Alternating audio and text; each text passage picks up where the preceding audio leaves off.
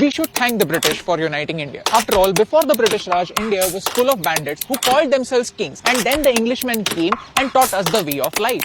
That's the explanation the British have for colonialism, and you'll be surprised that many Indians believe that this is true.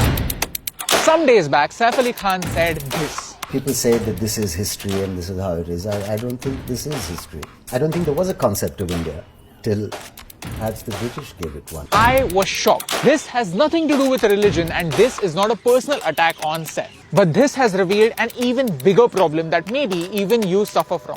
Historic amnesia. Historic amnesia is conveniently forgetting certain parts of history to justify your beliefs. क्या फर्क पड़ता है? British नहीं थे तो India कहाँ great था? क्या फर्क पड़ता है? ब्रिटिश की वजह से अंग्रेजी तो आती है. क्या फर्क पड़ता है? It's been 70 years. Come on, now move on. Saying that the British developed the concept of India is like saying that the earth was created 20 years ago. No, your scale is wrong. Your measurement is flawed. And today, in the next 3 minutes, I want to prove it to you. The British thought it should be. Number 1. How to make a nation. It's simple. You just need 4 ingredients. A land that doesn't have another ruler, a government, the people, and recognition.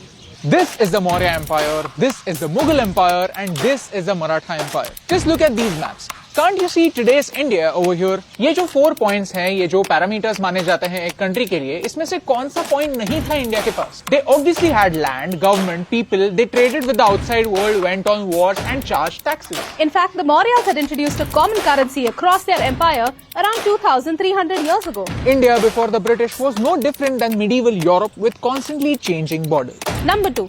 Your borders can change, but the nation remains, like Germany. Germany's map has changed drastically in the last century. Today's political map of Germany is only 30 years old, and yet the concept of Germany is hundreds of years old. 4th July 1776.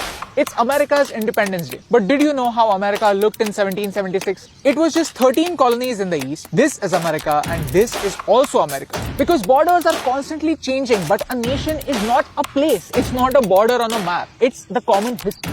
Common glory and common trauma that connects the people, and India has had a long history. Number 3. Our culture is our earliest recording. Our universities, our temples, our monuments. How can you say that all of this is not Indian history? The Guardian, a British newspaper, has fact-checked these things.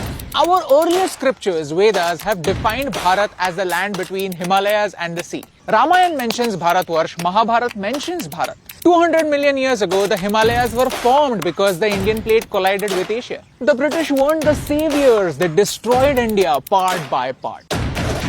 Before the British, every 1 out of 4 pieces of cloth made in the world came from India. Before the British, India was far superior at making swords.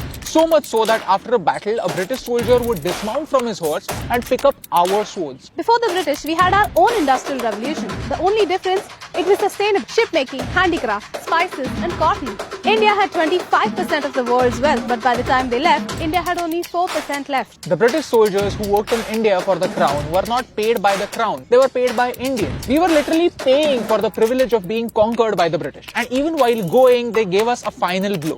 They started the Hindu-Muslim narrative. They appointed this guy, a person who has never been to India, to decide the most important line of India. All of our conflict today is because of how less the British cared. What can I say? Thank you. Shall. If you really want to be stingy and say that India should only be called as a political union after 1947, you are forgetting one major point. India was still a dominion till 1950, like a teenager who's allowed to take some minor decisions. India was still a soup of 550 princely states, and each kingdom had a choice not to be a part of India. It was the Iron Man, Sardar Vallabhbhai Patel, who travelled all over India to convince all these kings to accept India as a sovereign nation. The British didn't do squat. If you don't believe in Vedas, Mahabharata and all these empires, at least give credit to the man who actually formed India. Look, the British came to India to make profit, and that's what they did. This video is not made to tell you how cruel they were, because that's their history, their problem and their conscience of how to deal with it. But please, as an Indian, don't think that they have united us. Kingdoms have come and gone, but the concept of India has always been there. I've been to Germany, and their attitude about their past is so refreshing. They are proud people, they accept that they've made mistakes and make sure that they are never repeated. And that's the Kyoto historic amnesia, accepting that we have a long history and learning from it. 26 January. It's our Republic Day. On this day, we adopted our constitution in 1950. And this date is so important because in 1930 on this day, we as Indians made a public declaration of our independence. But like so many other things, people don't know that. And that's why this video, we're doing our bit to share knowledge, so that tomorrow if a friend asks you what was India before the British, you have a definite answer. A definite reason to love India. Because India was, is and forever will be much more than a colony. That's our mission. Will you help us in that? I'm glad that this video reached you. Help us reach one more person who would be proud to know all these facts. Tag your friends and share this video on your wall.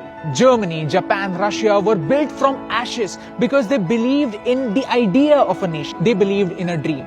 Imagine if 1.3 billion people start believing in the dream called India.